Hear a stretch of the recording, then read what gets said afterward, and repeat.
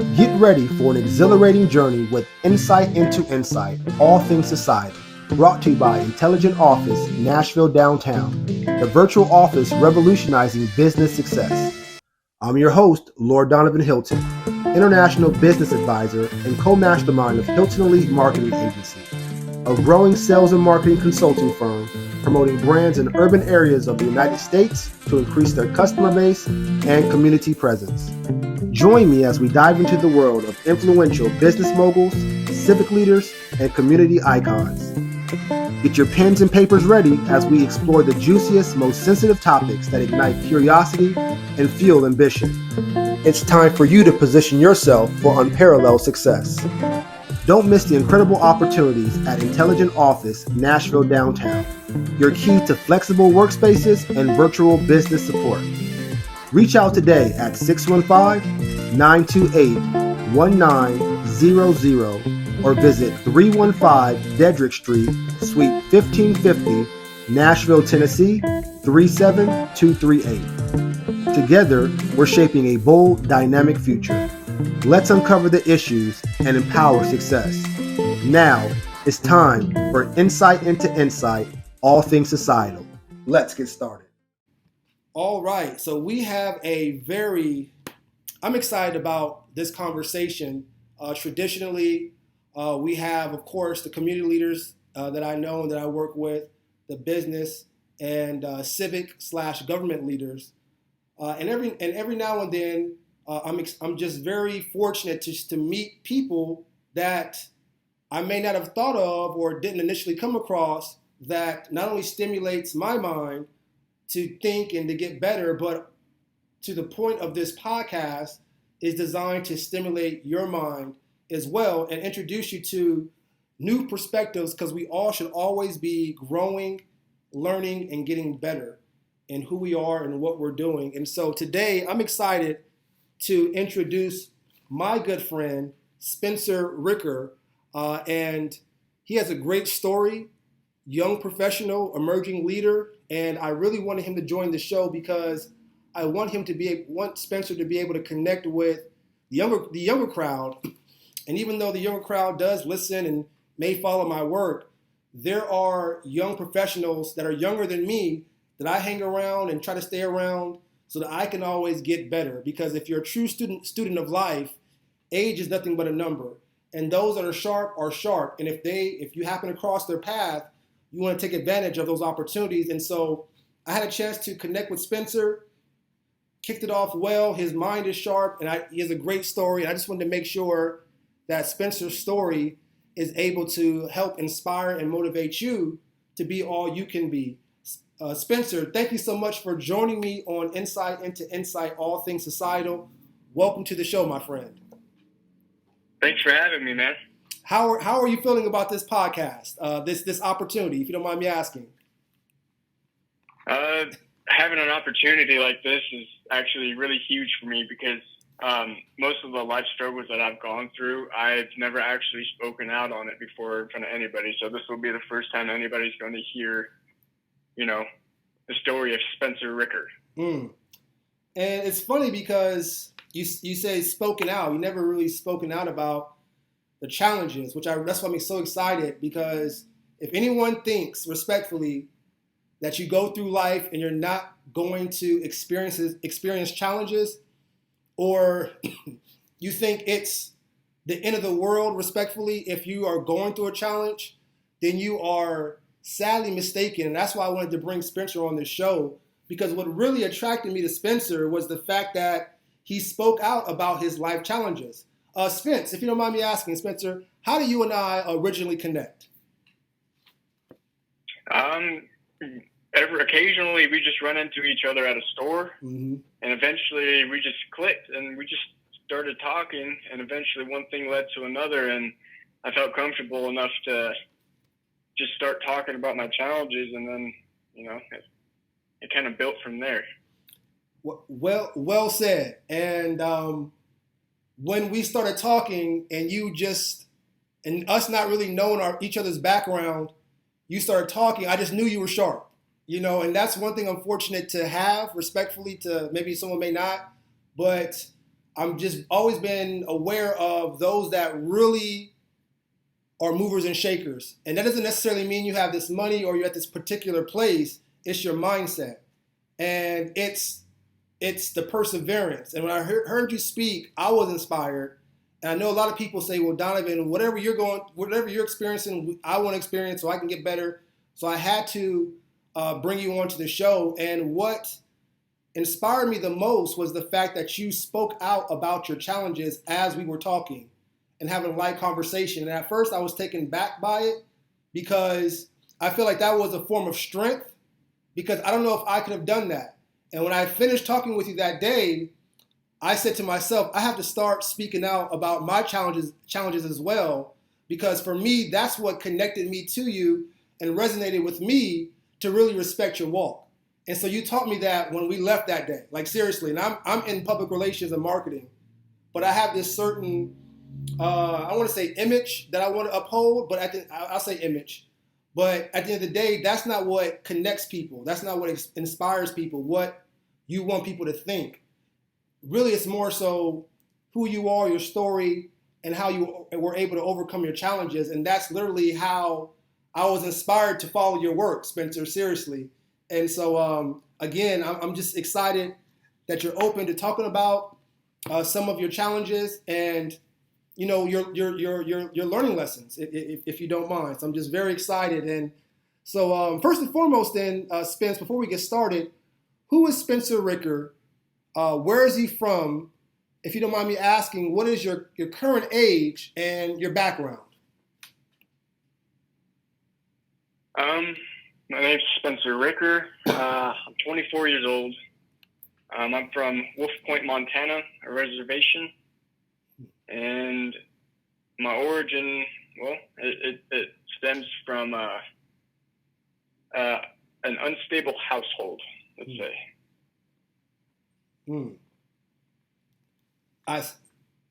I see. And there's a lot to already unpack. Spencer, 24 years old, emerging leader. Did I hear Wolf Point, Montana? Did I say that correctly? Yeah, man. Wolf Point, Montana, and I did not know that you grew up on a reservation. Did I hear that correctly? Yeah, you did. I see. And do you mind if I ask, excuse my ignorance, I don't want to assume, does that mean that you have some Native American in your blood, if I'm hearing correctly? Yep, both parents are Native American. The only thing that makes me white is my grandmother. Wow. So how was the experience of growing up on a reservation, the culture, leaving the reservation? And when I say experiences, that does mean challenges, if you're open to talking about that. But how was that experience? And then leaving the reservation, and then maybe even if you're open to it, just the culture and the heritage that you grew up with, if any at all. This is the first part of your life before you actually left, went to the world. You're growing up on the reservation, your challenges, and then, and your culture, your history, and then deciding to leave. Can you unpack all that, if you don't mind me asking? Yeah, of course. So as far back as I can remember, my family lived very traditionally when my grandfather was alive. And we went to sweats, we went to powwows, we did the whole 9 yards, right? This was a stew and Assiniboines fries.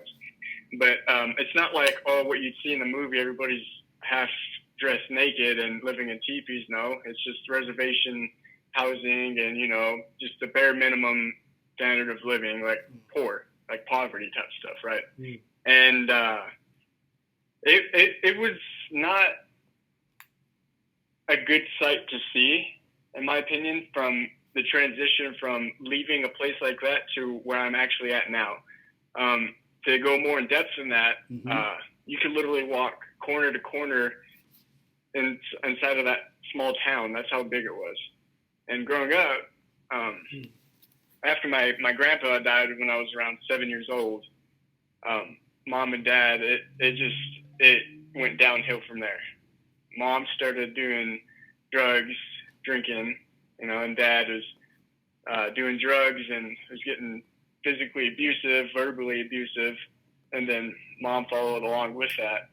And I lived around that for a good couple of years. And around the time I had hit high school, like getting ready to go into high school, that's when I was at my lowest. I was stealing, I was fighting, I was going out to parties and not telling my parents where I was going. But even then, at the time, they really didn't care what I was doing. They were so wrapped up in, their relationship, fighting over money, or we got money for this or that, and I didn't really have any good direction. I didn't have a good father figure. I didn't have, the right way to go in my life.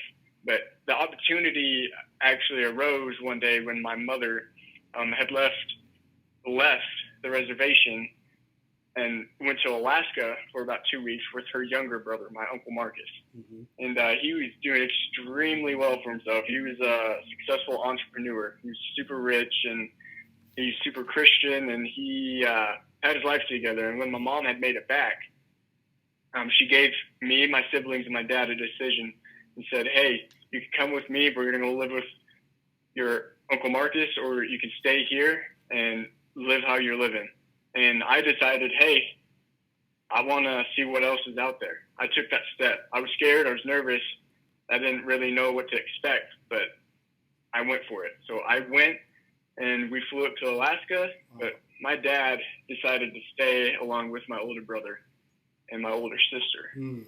And when we moved away, I recognized that my lifestyle compared to my cousin's lifestyle was completely opposite. They didn't swear. They didn't wear ragged clothing. They didn't steal. They didn't lie. They were smiling, and they were happy. And as soon as I saw this, I asked my uncle, hey, I want to talk to you in private real quick. And I honestly had no idea what I was doing. I was talking to a real man at the time. How old were you at this time when you asked your uncle to talk with him? I was 13. Wow. 13 at the time. That's a mature request from a 13-year-old. I'm listening. I just wanted to point that out. That's huge. I'm listening. And he said, yeah, I have a moment. And he brought me into his office and sat down. And he said, what's up, Neff? And I spoke up, and I said, literally, I just started bawling my eyes out. And I said, I want what you have. And he said, what do you mean? I said, look at your life. You're happy. You're obviously under stress all the time, but you're still pushing through. You're still providing for your family. You're not giving up, because that's all I've ever known. Shit, this job is going downhill. I don't want to keep doing it, so I'm going to quit. Oh man, this relationship's going into the toilet, so I'm going to quit. And that's just my perspective from watching my parents. All I've known is quitting and, not really putting your front foot forward and just going up those steps, And from that moment forward, my uncle had given me advice day in and day out, and I had made sure to ask as much questions as I could, because I craved success. I craved being what he was. And that's the guy that lit up the room when everybody, saw him walk in. And he was the dude to go to when you needed advice about something, whether it was financial, whether it was life advice, or something that dealt with the Bible, or, anything along the lines of just brilliant information. And he had said to me one time, and it's always stuck with me since then, that I will never take I'll never take advice from somebody that's not qualified to give it. And I stuck with it. And if you don't mind me asking, I have a lot of questions, but just from your perspective, what makes someone qualified to give advice from your perspective? May not be a right or wrong answer, but what is for those that are listening and may not have thought of this, when they're trying to, change their life. They might be going through the same situation, including myself. From your perspective and what you've already experienced in life, what would you see that qualifies someone to give advice? Honestly, it's just by the person's heart. Hmm. It doesn't have to be by the clothes they're wearing or the amount of money in their bank account. You can literally walk up to a homeless guy on the side of the street and ask him for advice on something, and honestly, he could just tell you all the right things to do and steer clear of the wrong things to do. You know, because he's at his lowest. He's homeless. He's sitting on the side of the road or doing whatever he's doing. He could tell you all the things not to do. You can't always knock someone's advice just because of the way they look, you know. Mm-hmm. But you can always tell by somebody's heart, you know, like their demeanor. It's more of, I guess, today's trend in slang would be, their vibe, you know, understanding somebody's vibe. And that's what I would say is what qualifies somebody to be giving you advice. And see, and I'm gonna just piggyback or compliment what you're saying as far as the vibe and understanding someone's vibe. And I feel like situations like that, I'm not saying it's a right or wrong answer or it's the answer, but to me that kind of brings me onto the spiritual side in which you're going off of someone's heart, like you said, you're feeling their vibe, you're looking at their demeanor, and to me that's more of a non-physical thing. You know, it's more spirit-led. And so a lot of times, to your point, you know, you never know who you may run into or who you're going to be standing next to at any point. And if you can understand the vibe, that could be what I would call, not to be, you know, too spiritual, but a divine moment into which you're getting information that's going to better help yourself and those around you that you care about, you know. So that's why in the part of this podcast when we're talking, yes, we're talking physical and going after things, but just as much as the physical, there's also the spiritual side. And I believe that you may have touched on that as far as that spiritual side. And also I want to jump back into, before we move forward, when you talked to your uncle and you said, I want what you have. And when your uncle said, what do you mean? And you explained in more detail the things that you wanted, from what I heard, when it comes to, you know, look at your life and you're not giving up and you're pushing, was more so, I want your mindset. And I'm not saying like 100% what he's thinking, but his mindset, his attitude, his perspective of going through life, which has nothing to do with monetary or anything physical. Because with that type of attitude, no matter where you are in life, you can always put yourself in a different position. Correct me if I'm wrong, Spencer, on when you were asking and talking with them, or the question more so, you know, I want to have your mindset and your attitude, if that's correct. And two, how important is having a positive mindset and attitude in life, just based upon your experiences. And maybe if you're open to it, we can talk about some of the challenges that you're going through that maybe you can help us all learn and think about and get better on. Yes, of course. And no, you hit it right on the mark, dude. I wanted his mindset.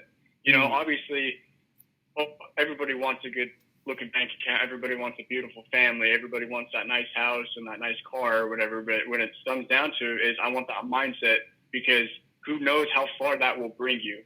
You know, if you have, just like you said at the beginning, the perseverance, you know, and a lot of the experiences that I've actually have had and I've actually reflected on before me and my uncle had this conversation, it impacted me a great deal. And I know having a positive attitude and, you know, having that type of mindset going throughout life really, really sets the bar high for yourself. It's like setting yourself a high standard, and then when you break through that plateau, you're onto greater heights. You're basically, you know, building off of your failures, not necessarily your successes. Because it's just like when you're working out, right?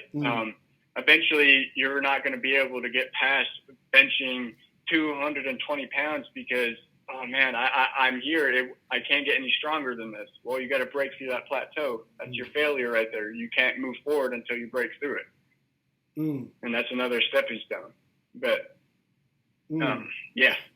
So much going through my mind, Spencer. And just to your point, as far as exercise and weightlifting, and it's not a big deal, but I know that those that, especially those that have graduated high school and college and they're going through life and they still choose to weight lift and exercise, I give them a lot of credit, because when you're going through life after high school, college, and all that, and you're still taking time out to exercise and lift weights with, for your body, that takes a lot of discipline, and a lot of times, I mean, and really, it's tough, it hurts, it's hard work, and you still have to push through. And I love the fact that you said building off of your failures.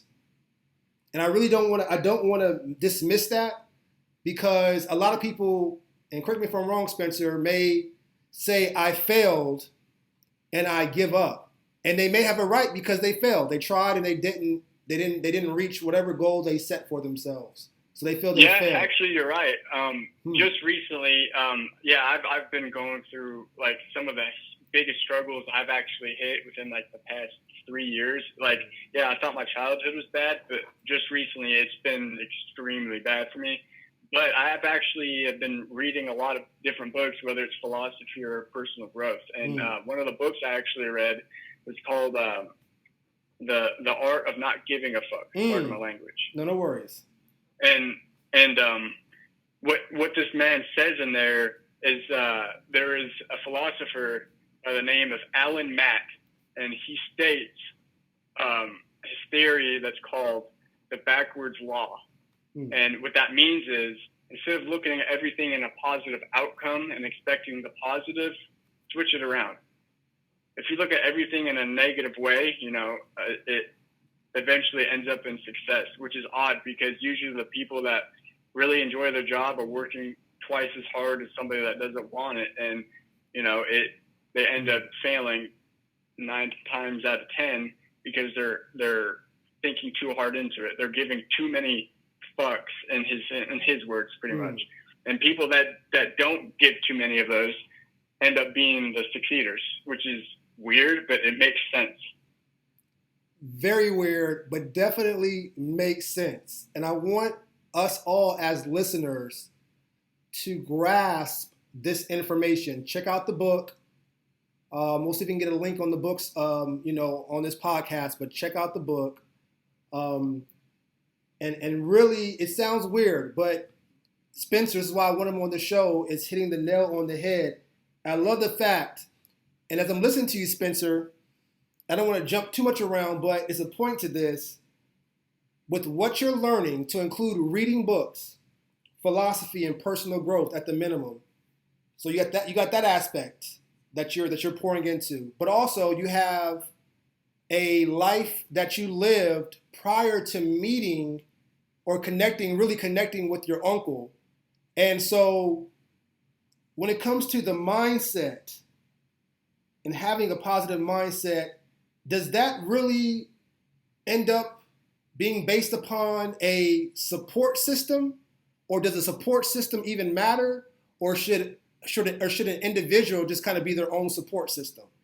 If that makes sense. Very broad question, but there was a system that you had before you met your uncle, a system that you had after you met not when you met him, but reconnected with your uncle, a system that you had once you reconnected with them after, and then we haven't gotten to your current life, but as you got older and moved through life, you started doing your own support system. And so does it matter about the support system that you have growing up, if you don't mind me asking from your perspective? It does actually affect your life greatly, but it's actually a pick and choose within the timeline of your life. As in, when I was younger, I actually had nobody to turn to, like when dad was beating on mom, like I had nobody really to turn to. I didn't know any better to go and, oh, hey, my dad's hurting my mom, come help, I was actually caught in the mindset of keep quiet, don't say anything, or you're going to get hit too. So my support system was based off of siblings and myself, but purely myself. And what I mean by that is self-talk. And self-talk is a really big one. it's actually a show of intelligence. Mm. And if you positively talk yourself through something, you end up making it through it. Mm. And I have gone through a lot of stuff as a child, things that honestly today's day and age would make you hurl. Mm. It would stem from sexual abuse, drug abuse, alcohol abuse, homelessness. Things of those natures. Just anything wrong that you would assume to be heinous and sinful. I've experienced it, but the support system is very important. If you don't know how to have that, just self-talk is perfect. But going on through life, I've learned making friends, getting comfortable enough to talk with them, whether it's about past or present events. Support system is a great deal to have, because being younger, talking to myself, you just bottle things up inside, and it's just metaphorical as a dam filling up with water. It's eventually going to burst, and that's what we would stem down to be calling a mental breakdown. Wow. I'm learning so much in regards to self-talk, talking with your friends, and just if you hold things in, even though you are self-talking, like a dam, it may end up bursting. And that's why when you talked to me, when we reconnected recently, and you told me, hey, I'm going through some challenges. And I think I said, I appreciate your honesty, because people don't do that. They just, I'm great, everything's good. And I just felt like for you to say that, I was honored to be able to at least be some type of, release of that negative energy, so that you can continue to be strong and do what you do, and that's why I wanted to just really share your story. And we've already learned a lot when it comes to personal growth, self-help. This is where we're kind of going, especially if you have no one to turn to. What do you do? And so, great story, Spencer. So at this point, you're at least 13. You're living in Alaska, it sounds like now, which I had no idea. So I know that was an experience. What happens next once you're in Alaska and almost to this point of where you are now? What does that look like as far as life moving forward? Okay, yeah, of course. So 13 years old, living with my uncle. Got my siblings there with me, one older, one younger. And,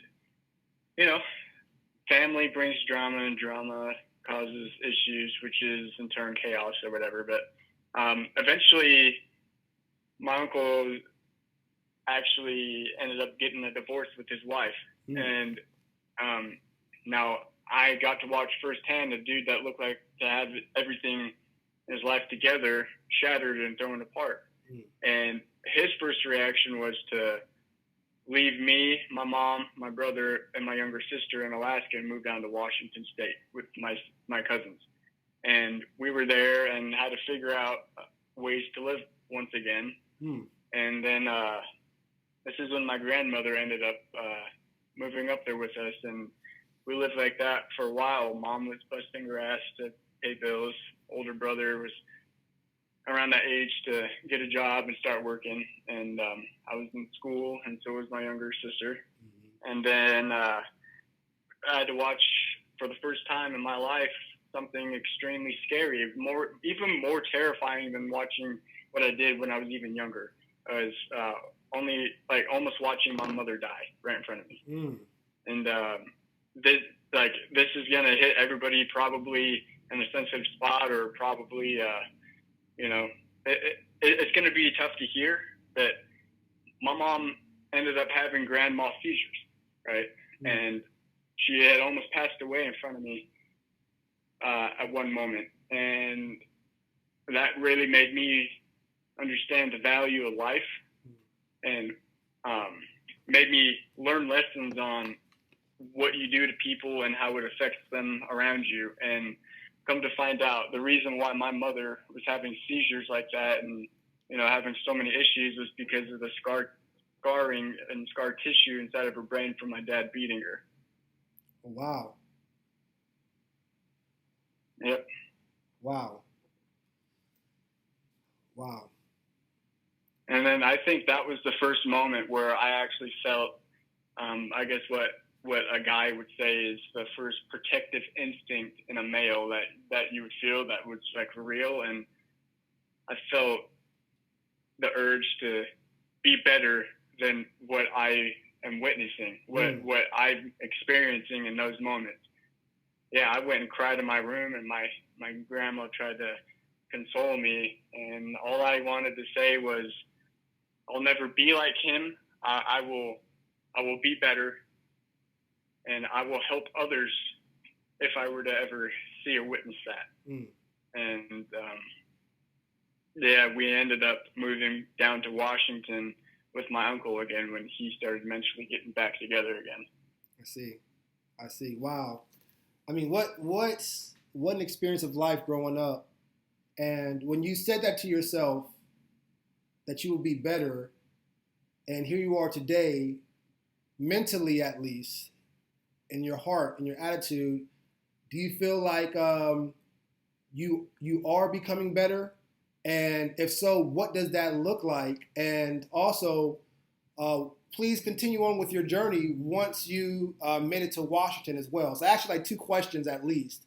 But do you feel like you are, do you feel like you're getting better and you are better? And how so? And I know that Washington and from there played a role, and we definitely would like to hear, and we're listening.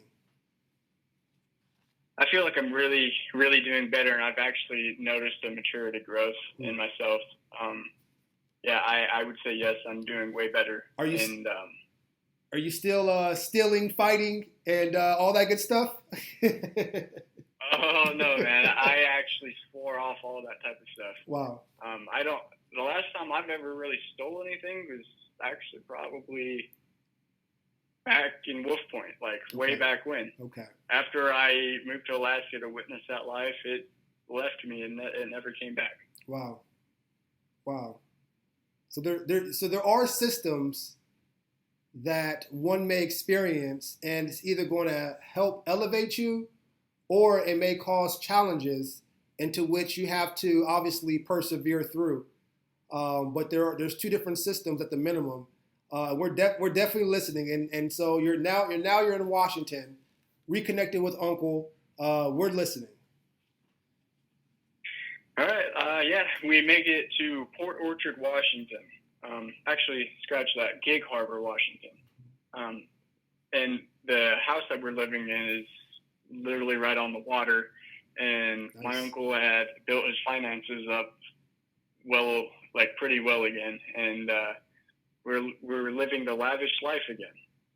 Had a whole pontoon boat, like a 7-bedroom home. He was even more invested in business than he was when I saw him last. He was wearing dress clothes all the time. He was having meetings with literally Sarah Palin herself. And he was persevering, literally, while going through child support, custody, or whatever the case may be. I never asked too many questions on that because I knew it was a hard topic for him. But yeah, no, I was watching all this unfold in front of me, and Mom, she was doing a bunch of different treatments to get her seizures under control. My uncle was helping with that. My older brother was doing well because he followed in the footsteps that I had taken to try to start learning from my uncle. My uncle had gotten this sport Cadillac car. It was super nice. It was clean. He had a beautiful truck. This typical guy, he was meeting with a lot of beautiful girls, like he's just, living that bachelor life pretty much, and managing business and his children. And don't get me wrong, even though he might have been living a life like that, he had always put his children first. Absolutely. It was always his number one goal, family first, always. Absolutely. Thank you for that disclaimer for your uncle. So definitely received. I'm glad to hear that he was able to move forward as well. We're still listening. Yeah, and so I had started. This is when I had first started going to the gym. We were in a very beautiful area. It was sunny all the time. You didn't have to walk around in hoodies and whatnot. So started getting a tan going. I started hitting the gym. I was making really, really cool friends in high school, and I actually started having my first real relationships there. Nice. And I was experiencing what I'd always dreamed of, because when you're a teenager, you're like, oh, I want popularity, I want friends, I want that perfect girlfriend, and it was all hitting me at once. But then it had all came crashing down on me because I'd made the mistake of letting it go to my head. And that was one of the other lessons I learned, that if you fall into the trap of temptation and let it grow into greed, you will fail miserably. So temptation growing into greed, and that's the trap. You're falling into temptation so much that it can eventually grow into greed. Very interesting.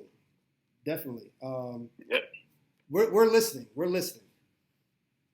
Okay, so and this is probably around sophomore year, the ending of sophomore year. My mom, after years of being single, had met a guy. And she was so excited. This guy was so perfect, it was everything that she could ever want. We ended up leaving and moving in with him in Puyallup, Washington. And this guy, he seemed pretty cool. He drove for NASCAR. He fabricated and stretched metal and stuff that was for F1 vehicles, like race cars and stuff. Nice. And that was pretty cool. And that was probably the second father figure I got to experience. And I learned a lot from him when it came to vehicles, to being a traditional man, per se. Definitely interesting to hear. And it sounds like, so from a traditional standpoint, your uncle being an entrepreneur, and not a lot of people, go down that path, but the new man in your mom's life, who definitely poured into you, showed you just different aspects of manhood that he was doing and taking care of business. Do you mind explaining a little bit about what made him, I guess, more secure in who he was and how that taught you? Do you mind talking a little more in detail about that? He actually taught me the art of giving. Giving as a man, like, if you have it, give it. If it's like your last 20, give it. You have nothing to gain other than your dignity and respect from others. And obviously, just don't go out giving money to people just because they ask for it. But right. in certain circumstances, I saw how generous he was. He was pretty generous. He had a good job. He was really intelligent and good at what he was doing, and he would actually take personal time and teach me about his business and how to handle money. And he was actually the man that bought me my first car. Wow. What kind of car was it? And I don't know if it matters at all, but just curious. It was a Saturn. Okay. And it wasn't an automatic. It was a manual. Okay. He knew I needed to learn how to drive a stick shift. Yep. And it was just out of nowhere. I came home from school, and he threw a key at me. He said, let's go start it up, and let's go take it to the DMV, and we're going to go get you driving. Wow. And most folks, especially younger folks, don't know how to drive manually, as far as a car. And so for that gentleman to, to be able to not only get your car, but knew that, you had to learn how to drive manually, and given your car to do so, obviously you learned that skill. I think that's just a essential life lesson, that I can see where he was definitely beneficial in pouring into you. And that's really great to hear. That's really great to hear. And okay, so we're still listening. At this point, you get your car. I take it you're still in high school, or have you graduated at that point? Okay. High school. Yep. I see. Moving into my junior year. So after doing all that, I had made some pretty good friends. I still talk to them on and off till this day. They're back in Washington, and I ended up emancipating myself. So I was out on my own. I was with friends. I was doing my own thing. I took the chance. I took the risk, and my mom was okay with it. She trusted in me enough to do so, and I did it. I flew out of the nest at a young age before I was even 18. Junior year of high school. Junior year. And wow. Yep. And I went and did that, and then I met my next girlfriend, and that's when I experienced my first real heartbreak, a real one. But so I'm going through high school towards the end, grades, or towards the beginning of my 12th year of high school, or 12th grade. I wasn't doing too well with my grades or whatever. But after talking with one of the teachers there, I switched that around, and I ended up graduating and walking. But at the same time, I was still with this girl. We spend every single day together, and it was great. And I loved that girl at the time. And I was so ready to keep moving forward. And one of my friends was actually getting ready to enlist and go into the Army. His name was Sam. And I decided, hell, I don't know what I want to do. I don't want to go to college yet. So I decided to go and do the same thing that he was doing. So I did. I went to the recruitment office. I met Sergeant James, and I took the ASVAB, scored 77, picked my job, which was a 91 kilo, classified as a dog handler, pretty much a bomb dog or whatever. And I waited to go to MEPS, did the whole duck walk, got my paperwork done, and got ready to ship out. And at this time, I had actually experienced what cheating was. And the girlfriend at the time, she cheated on me. And my reaction was like any others. I was upset. I was super angry, but I didn't let go. That's what probably would have hurt me the most now that I'm thinking about it. I didn't let go of that. So we stayed together, and next thing I knew, I was shipped off. I was going to basic. So I go through 30th AG. I get all my documents. I get all my shots. I get glasses. I get my uniforms. Everything I'm going to need for the pain and suffering I was about to endure. Okay. Yeah, and that was an extreme experience, by the way. But I'll keep it going here. So, well, give me one of the most extreme that you can talk about experience that you went through while at basic. One of the extremes in basic training was the FTX training. You go out into the wilderness, and it's supposed to simulate like wartime, as if we were, as a huge unit in the woods, and there's other guys or whatever. But we were digging foxholes.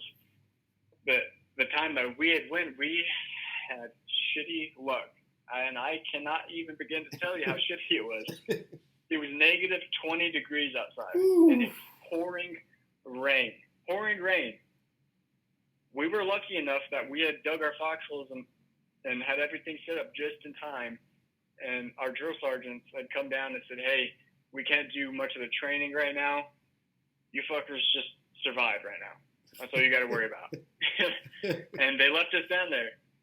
And the entire night, I was waking up on and off. It was still raining. It never stopped. And by the time it was morning time, I'd waken up and I was laying in a huge puddle of water in my foxhole. Wow. I couldn't feel my feet, my legs, and I couldn't feel my hands. And they had burn barrels that were up on top of the hill where at the staging area, and they called us all up there after I got done changing my boots for another wet pair that weren't so wet. I went up there and I put my hands up next to the fire, and they were steaming, but my hands were swollen and ice white. Wow. And when I started getting feeling back into my hands, it was so much pain. And I can't even describe the pain. It's like a brain freeze for your fingers. You know what I mean? Wow. Yeah, that was horrible. That sounds extreme. And I definitely want to thank you for your service, first and foremost. Hey, thank you for paying your taxes. more than welcome. Definitely, we're listening. So, did you go on any tours, or how was that experience? Yeah, I had one deployment, and it was probably a year and some change. Okay. I can't actually remember the date. Memory's really bad around that traumatic time. It wasn't a good one, by the way. Okay. But, yeah, I went. But when I got attached to an infantry unit. It was 3187 Bravo Company. I was the new guy, right? And it was bad leadership, bad squad mates and everything. They were just not good people to be around. And my first impression of being inside of a unit, which was supposed to be a brotherhood, was just horrible for me. But we ended up deploying. We go to Turkmenistan, and yeah, I did what my job was intended to do, and nobody really messed with me over there because nobody else knew what the hell to do other than me when it came to that portion of the job. And keep in mind, this wasn't supposed to be a combat zone. Okay. It wasn't supposed to be nothing crazy. It was supposed to be go there, sweep through, make sure the civilians are good, make a good impression on them, and then we head out and we come back to the States. That is not what had happened at all. I see. We ended up in 3 separate firefights, but the first one, I didn't have my dog with me. I was actually in one of the LMTVs. It's one of the big rigs that would transport material or soldiers in the back. Okay. And we ended up going through one of these villages and started getting shots at us. And that was super scary. And I didn't get to shoot or do anything because one of the dudes that was on the 50 cal ended up spraying and killing these people. And that was the first time I had witnessed death. And when you see a bullet of that caliber go through somebody, it's like a red mist that just explodes, and you just see their lifeless body just completely ragdoll and just fall. And I was like, wow, this is the real shit. And it just switched something into my brain, and all I had going on in my brain was I have to be on top of my shit or I will not make it back home. So we go into the second firefight, and that's when I had actually taken a life of my own, and one was by the M17 grenade. I was instructed by one of my leadership to toss a grenade into one of these huts because that's where, one, there was a lot of narcotics in it, and 2, there was probably about 4 or 5 of the enemy, we'll classify them as the enemy, stationed inside of this building. And I had thrown the grenade in, and I got my first 4 confirmed kills. And when we went in, we have to sweep to make sure that none of them were still alive, but if you pass a certain point and they move behind you, you can't shoot them, you have to treat them. But when I walked in, it was just a horrific scene. I've never seen a mangled person or body or anything of the sort in person like that before, other than like roadkill from an animal. It was bad. And third engagement was when I had gotten hurt. Third engagement, I had my dog Shelby with me, my bomb dog, and I was sweeping and I was going down this road and we're approaching this village, and she tried to signal to me, and before I could react or respond or let anybody know, a cow to our right exploded. A cow.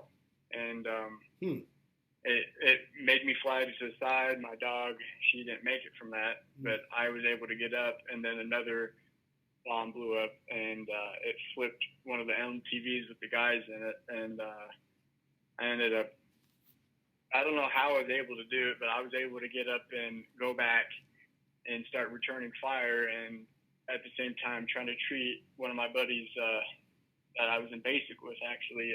His name's Chris. I was trying to treat his wounds, but he was just bleeding way too much, and he ended up passing away right in front of me. But I made sure that I wasn't going to leave his body. I wasn't going to leave the area that he was in. I was going to make sure I was going to bring him home, and I kept engaging until there was no more enemies to engage. And at this point, when we're going to go confirm, the casualties of the enemy and of our own, I had passed out. The adrenaline had stopped. And then had woken up. I had to give my briefing, my statement, and everything that I have to report after the engagement and stuff. And come to find out, I had acquired 17 confirmed kills from that last engagement. And I had gotten shot in my leg, my right leg. And from when the cow exploded, I got shrapnel inside of my vest, and it bounced back and forth on my spine.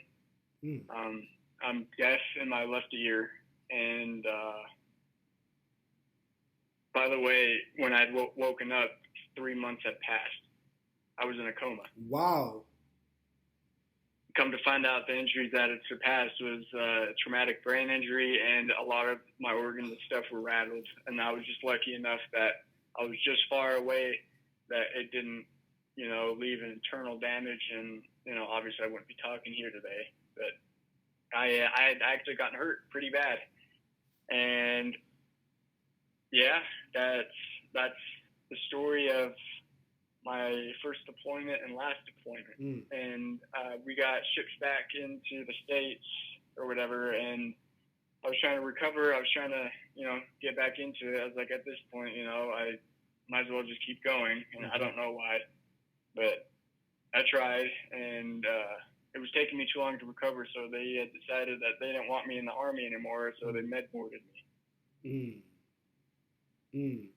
What did that do for you? And I don't want to dismiss, and respectfully, Spencer, you're the first veteran that I've talked to that actually shared some of what they went through as far as engagement. So I really didn't have no idea, respectfully. And I'm sure the listeners may have. I know we have a lot of veterans that listen, and, but it just gives me, I know you, Spencer, but at the same time, I never knew.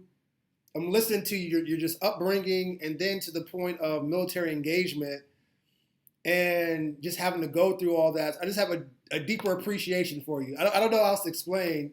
And when I say thank you for your service, I now have a deeper meaning in that, because, and I don't want to see your game face, but you're very, sensible, nice, from what I know, great neighborly citizen, you know what I mean? And so just to have all of what you talked about so far inside, to the point of engagements and, casualties on both sides, and it's just a lot more just appreciation and honor for you, and I just want to throw it out there, because I just never heard a story before. So I'm just imagining, and I'm lost for words, but just again, thank you for your service. I'm lost for words on that one, Spencer. But thank you for sharing. I don't want to dismiss that. Yeah, actually, that's the first time I've actually gone that much in detail on any of it. Wow. That's probably the part where I wanted to talk about, the mental and physical strains that I had to overcome and everything from the military. And yeah, maybe I'd get bits and pieces to the therapist that I had talked to from time to time while I was still in the military. But no, this is probably the first time I'm actually speaking up and speaking out about it. And yeah, it's hard to overcome. And yeah, around the end of that, this is when I was in a newer relationship, and this is the one where I was ready to settle down and spend the rest of my life with this woman. And I actually have 2 children with her now. I see. I'll keep her name, out of rap, so it's just private. But respectfully, yep. Yeah. But she, in the beginning, I moved in with her after I'd just gotten out, and I honestly, I'm just going to say this out loud for any of the veterans that would be listening. The Army, or whatever branch you're in, they teach you and prepare you on how to kill and accomplish a mission, but they don't teach you on how to deal with the scarring and the wounds that you got to endure afterwards. But all I want to say is, brothers and sisters, you guys got this. It might not be easy to talk about, and it might be extremely hard to push through it, and it's hard to relive those moments either in your dreams or in your day-to-day episodes, because I know I've gone through those, and I still do till this day. You can and will make it through this. Your mission isn't complete until you're old of age. I definitely received that. I'm not even a veteran, but I received that 100%. I'm just so honored to be a part of this conversation, and for us to have this conversation on this podcast.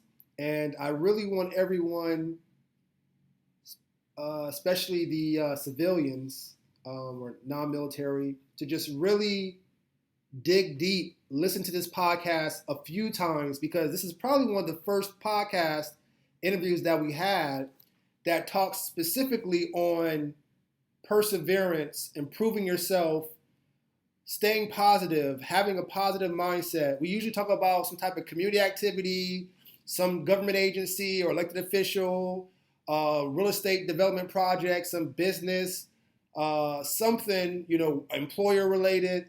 But in this case, as we are all people, in order for those things to happen, we have to first get in tune with ourselves. And this is why I wanted to share this podcast, because you're not the only one. Because I have challenges. People think, oh, Lord Donovan Hilton, he has it going on. No, Spencer inspired me to open up. Spencer inspired me to be vulnerable. And it's helped me to realize that you can actually, through that process, become a better person and can help someone else. You never know what someone else is going through. And I'm truly inspired by this conversation. I'm that much more compassionate for Spencer and the military. And, just definitely in awe and honor of just Spencer sharing. And so, Spencer, if you don't mind me saying, so now you're working on the scars and the wounds internally, and now you have a woman and children. We're listening. What does that process look like at this point? Okay. So in the beginning, I didn't know what it was like because I had lost, best way to put it is I had lost my humanity. I didn't know how to be lovey-dovey. I didn't know how to be a person again. Like I said, they don't teach you on how to prepare yourself for the real world again. And in the beginning of the relationship, I wasn't the best man. I didn't always hold her hand. I didn't always want to have a hug or a kiss. I didn't always want to, go out on dates. I was just piss poor. I wasn't who I was supposed to be. See. And this is where she had taught me a lot. She taught me how to love life again. She taught me how to push through what I was going through, and she knew parts and bits of what I had gone through, and she was there with me every step of the way. She never quivered. She never, left me. She was right there. No matter how mean I could get, no matter how much I actually had a problem with drinking for a while. I see. And it wasn't, I was addicted to it. It was, I just need this to escape. When I had quit drinking, it was easy. I didn't have any crazy side effects like withdrawals or anything, but to my surprise. But we ended up getting pregnant with my firstborn, and at this time, her parents were being very toxic. They didn't understand me. Brianna understood me, but they didn't. They wanted me to be a people person. They wanted to force it on me. They found that it was very odd that I'd rather sit in a room by myself and not communicate with anybody than to go out and be and do with a lot of people. I wasn't ready for that, and they just didn't understand it, and that just made tensions extremely high. And so when we had found out she had gotten pregnant, it had gotten worse with the relationship between us and her parents. So we ended up moving back to Washington State with my mom. See. While she was pregnant, and she ended up having my firstborn in Washington while I was with my mother. And while we were there, I didn't realize that my mom had gotten bad again. Not as in epilepsy, but as in attitude, as in the way she was back in Wolf Point. She was abusive again. And at this time, I keep still questioning it till this day. Something must have happened to make her this way, that she doesn't care about anyone or anything anymore. She's just doing her. And I'd gone through a toxic family dispute with them. They had welcomed us into their home. And when we got there, the room that we had was dirty. It had wrappers and there's old toys in there. The door wasn't even on the room anymore. It was just like, what the hell? Like you guys brought us like 1,500 miles to move in here with you guys, and you guys can't even have accommodations ready. So I got to work. I started putting the door back up. I cleaned up the room. I made a living situation for us. I bought us a bed. I did all sorts of things, right? And we progressed through her pregnancy. And at the time, I didn't get a job. I was lazy. I was still in my funk. And she ended up having Tobias. And that's when more complications arose. This is when COVID was still pretty heavy and people were still being affected by it. And one day, Tobias, my son, he stopped breathing. And we had to call 911. And he's probably about 3 weeks old. And we had to do chest compressions and try to make sure he's still breathing. And by the time the ambulance got there, they got him good again. And we were at the hospital for what it seemed like hours, and finally got sent home. And then that's when me and her decided that we're going to make amends with her parents and move back here to Tennessee. And so that's what we did. And my own family really didn't like that. And they couldn't understand from my point of view of the toxic environment that they were setting. I couldn't have my son in that. So we left. But it was from the help of the VA. They got us a hotel, like some type of, it's just like a place that you can stay for weeks if you need to. Okay. And we sat there waiting and trying to figure out a way to, get back there. And we ended up taking a 3-day train ride. But before we ended up doing that, in that hotel room, my son got sick again. He ended up getting a bad fever. And then next thing I knew, Brianna got a bad fever. and she was out for the count. She couldn't do anything. And then I got a fever, but I didn't let that stop me. I had to take care of them. Yeah. So I pushed through the fever. I pushed through the dizziness. I took care of them. And then by the time we got ready to head out, we were on our 3-day trip. And the next thing I knew it, we were back with her parents, and they said everything that happened in the past will be left in the past and we'll be ready to go. I said, okay. All right, cool. And started living life again. Things started out good, and I started opening up a little bit more. And things eventually started getting bad again.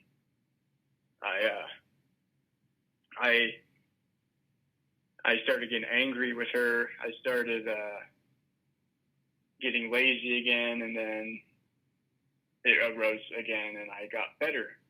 I ended up getting a job for the first time in I don't know how long, and didn't keep it long. Switched to the next one, and then the next one, and then the next one.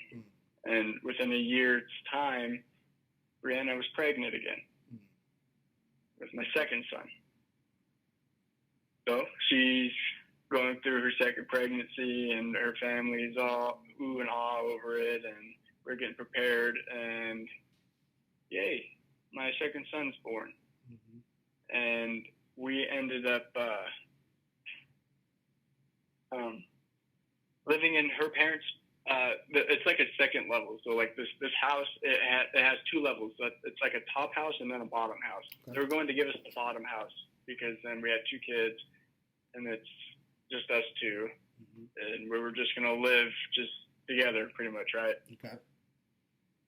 But they had this shop that was outside of their house, and they didn't move any of their stuff out, and like months would go by, and I'm still sitting here wondering, when are we going to have our living space? You know, when are we actually going to start doing all this? But it never came. Okay. And then just regular relationship issues just would come and go. And then eventually it just started getting bad, like really bad. And then it got to the point where I closed myself off from everybody, and I didn't want to talk. I didn't even want to argue. I didn't even want to defend myself in situations. I was just gone, and I didn't want to keep doing it anymore. So I had attempted suicide. I had gotten really low. It failed, of course, but after experiencing that type of thing, I realized, you know, what are my sons going to look back on when I'm gone? You know, if they're going to grow up without a dad in their life, what type of impact is that going to have on them? So I said to myself, it's not about what their dad has said. It's about where their dad stands. And where I stand is I'm not going to let the voices of anxiety, depression, and suicidal ideations defeat me.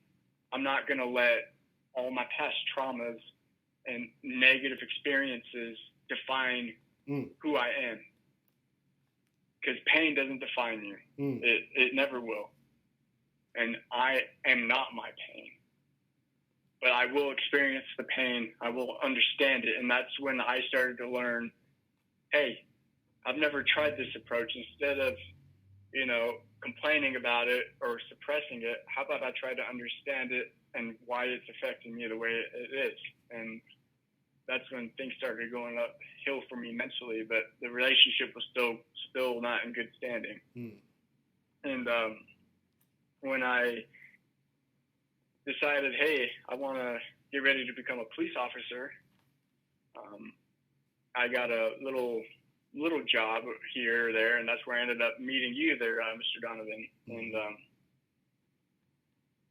one day, in the middle of the day, she texts me and says, hey, I'm not going to come and get you from work today. Have your buddy Aaron do it. So I called her. I was upset about it, and I was like, what?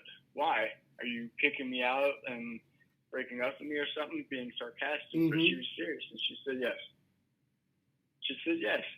Wow. So now I was homeless. I was homeless, no vehicle. My son's aren't with me, and I had no idea what I was going to do because I had no family with me anymore, you know. So I looked out. I had a couple of friends from past jobs that I interlocked with, and one of their grandparents took me in, and now I'm actually in an uphill streak of success, and I haven't been better. I had started reading books. I had started, reading a bit of the Bible too, honestly, but I'm actually hitting the gym twice as hard as I've ever done before. But when it comes to, by the way, everybody, if you want to talk more on relationship stuff, it's probably best if somebody breaks up with you, don't dwell on it. It's not, they don't love you anymore. It's just, maybe they just need time to themselves, or maybe it was honestly just for the best. Because instead of looking at it as a negative, take it as a positive. Just go about your life as if it had never happened. I'm still kind of shook up about it. I'm not gonna lie. I'm still hurting, but I'm using that pain as a I don't want to say crutch, but or motivation. I'm using it as a way to push myself to greater heights, because maybe one day, next time she sees me, I'm not going to be the same guy that she thought I was. You know, because I question myself, and it could have been my fault, it could have been her fault, but there ain't no reason to be pointing fingers. But I do and wish and hope that one day I could apologize to her for ever making her ever fall out of love with me, and if for whatever I had done that was so detrimental, that I could take that back. You know, it hurts to hurt somebody that you love so dearly.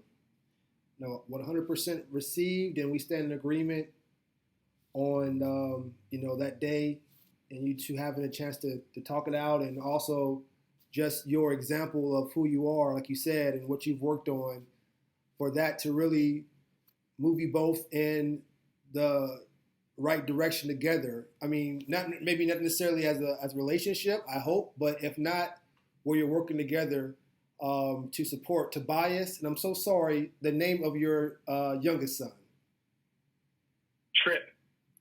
Trent? Yep. Yeah. Tripp. Oh, Trip. Okay, Trip. Yep.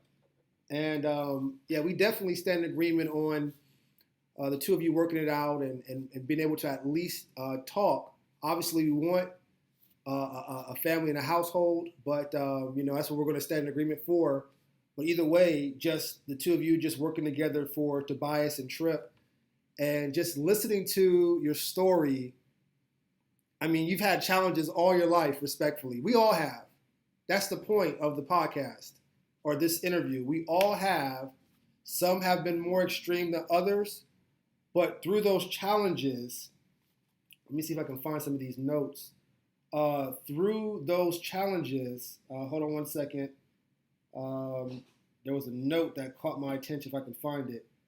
I believe it was like building through your failures, which got us into the book of Not Giving a Freak. No, actually, Not Giving a Fuck. Excuse my French, but that's the name of the book, so I want to make sure everybody knows what it is. That's the name of the book. So, but just listening to you and just your challenges, and that's what I wanted us to just, all of us to ponder on. Spencer is still moving forward. Spencer has taken these challenges and is using it as what I will say as fuel to help push him through. And we definitely sorry. No, please. To go more in depth, so the whole breakup situation and my kids are probably you guys are probably asking, well, why aren't you seeing your kids now? Like, what's going on with that situation? Great point. At first I was able to go back and see them unless I paid her. But now she won't let me see them unless I pay her money. So now it's been almost 3 months since I've got to see my children. I didn't get to see them on my birthday. I didn't get to see them on Father's Day. And all I've been doing is, well, if this is the case, then I will get an attorney. But at the same time, I'm going to work on myself as best as I can. I'm going to learn as much as I can. And, like the whole fuck it attitude, like, fuck it, I'm going to fail the best I can. So when my children can come up to me and get ready to ask dad for some advice, I'll be prepared to give some really good damn answers. And in ways that I think is experienced from my own father. Wow. That's beautiful. That's beautiful. There's so much going through my mind. I know we have a few more minutes left. So you're using, and at this point, is it safe to say that Tobias and Tripp are the main fuel to, like you said, hey, when they come to me, I want to be prepared to assist them. I want to be able to give them sound advice. I want them to be able to see whatever challenges that you may go through, you still push forward. Is that what I'm sensing here? Yep. Okay. Wow. If you quit on yourself, then there's no point in living. You can't quit. Like, life can get hard. It can throw things out of left field. It can make you want to hurl over onto your knees and cry for hours and blame the world for your problems. But at the same time, you can choose, and you have the power of how you react to the situation. It's okay to feel your pain, and it's okay to go through all of that. But what you got to understand is, how long are you going to sit there crying about it? That's fair. If you're going to sit there and keep yourself in that cocoon, you ain't going to go nowhere. I never said don't experience it, but the question is, how long are you planning on experiencing it? For the listeners, including myself, may we all receive what Spencer just said. You can't quit. Life will get hard. You have to push through. Spencer, we have to go ahead and wrap up. We're getting into the juiciest part, but I believe the message has really been around, perseverance. Which, as I was doing some research or something totally separate yesterday, and I was listening to this talk show or something, and they said perseverance. Their definition of perseverance is the power. Perseverance is the power that fuels your journey towards success despite the odds. The power that fuels your journey towards success despite the odds. And listening to your story, Spencer, there's definitely some odds. I think how you said I'm falling uphill. I'm going through a successful uphill battle. What was the words you used a few minutes ago? I wrote it down. I have so much notes here. Do you remember how you said that? I'm building off of my failures. Building off of my failures. Yeah. And listeners, it's okay to fail. That's what the point of today's conversation is. But through that failure, it's an opportunity to build. And like Spencer said, I want to fail so much, not in a negative way, but just so that way I can give advice, sound advice to my sons. Everything works for good. I hope, at least, all things work for good. And Spencer, if you don't mind, if people wanted to get in contact with you, maybe wanted you to join their talk show or podcast, or just wanted to maybe give you a book deal, something, I'm not sure. People wanted to reach out to you, Spencer. Is there a way for people to do that, and what's the best way to do that? Yeah, I can give my email. Okay. It's going to be REUM as in Mike, Spencer1@gmail.com. All right. And say that one more time for the listeners that were too slow to write or couldn't find a pen or pencil at the time. REUM as in Mike, spencer1@gmail.com. Awesome, man. We'll put that email address in the description. Hey, reach out to Spencer. I'm not saying he's a coach, but at the same time, excuse me, he does have some experiences that we can all learn from. And if Spencer has time, he'll email you back some sound advice. But Spencer, the word of wisdom. Before we wrap up here, you dropped a lot of nuggets, a lot of jewels. But if you had, this is our word of wisdom segment. If you had one piece of advice, especially for young adults out there, and about life, this is very general. If you had one piece of advice, and you've said several, but if you had one piece of advice to give to a young person so they can move forward and push through, what would that advice or words of wisdom be? My advice, if you can keep your head when all about you are losing theirs and blaming it on you, and if you can trust yourself when all men doubt you, but make allowance for their doubting too, I'd say if you can wait and not be tired by waiting or being lied about, don't deal in lies. Or being hated, don't give way to hating. And yet, don't look too good nor talk too wise. And that's one of my favorite quotes from Rudyard Kipling. And it's a father's advice to his son. Ladies and gentlemen, this is my friend Spencer Ricker. And this is why it's so important to make sure that you're listening in on this podcast. You never know who's going to be on the show. But we do know that the information that you're going to receive is going to help you either be better informed, better educated, or more inspired to self-examine and to find your support system. Spencer's giving a lot of great resources, self-talk, finding good friends to talk with. He dropped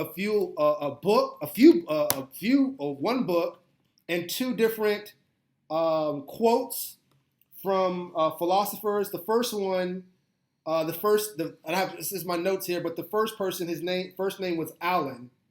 I forgot the gentleman's last name, but he dropped a few quotes in this podcast. And so ultimately, at the whole point of this, at the end of the day, is to continue to push forward. And if you're ever going through challenges, put this podcast on, put this episode on, listen to Spencer's story, listen to these words to refresh yourself. It's not going to be easy, but it's going to help to some degree. And make sure you share this podcast, this interview, this message with someone that needs it. Because I know I did. And that's why I wanted to have Spencer on the show, because it's for me, first and foremost, but I want to share with my family and friends, all the listeners here. And so, Spencer, thank you so much for your time today. Thank you so much for just your insight and sharing your experience, being so vulnerable. Thank you again so much for your service. We speak all life, prosperity, success into all of your loved ones, all of your family, all of your friends, and to you. And we congratulate you in advance for your success in your personal life, continuing to move forward, as well as in your career. And we speak on easy money and for respectfully the citizens as well as the police force don't have to do too much, as we speak in you entering the academy, going through that process, and protecting and serving your neighbors in the community. And we just thank you so much for your time, Spencer. This was very insightful, and I'm honored to have you, on this show. And I probably never look at you the same way again, even though you're a human being and you're just the same person. But I've learned so much, and much respect for you taking time out to join us today. Of course. Thank you for having me, man. And thanks for everybody for listening. More than welcome. And ladies and gentlemen, that was another fun, engaging insight into insight, all things societal podcast with your host, Lord Danavan Hilton. And this was presented by our sponsor, Intelligent Office, Nashville Downtown. Make sure you reach out to Intelligent Office, our good friends in downtown Nashville. They have a great location They're in the heart of downtown in the UBS building. And if you're a small business owner again, and you're tired of struggling to balance that workload and the administrative task, and you wish you had more time to focus on growing your business, make sure you stop by 315 Diedrich Street, Suite 1550 in Nashville, 37238, to connect with them so that you can take advantage of all of their resources, to include virtual assistants, a virtual address, a place for you to meet, have conversations, do your conference. And if you are already established business and you're growing, you just need more administrative help or just a satellite office, Intelligent Office of Nashville and downtown is the place to be. Do not stress anymore. Reach out to my friends. And thank you all so much again for listening to this great episode. This is your friend, Lord Danavan Hilton, congratulating you again in advance for your continued success. And we definitely look forward to seeing you on the next interview. You all take care. I hope you enjoyed this podcast. If you did, and you want to go deeper into relationship management, check out my website at www.ldhadvising.com. You can also book a relationship management session or even study relationship management yourself through my courses. I'll see you in my next episode.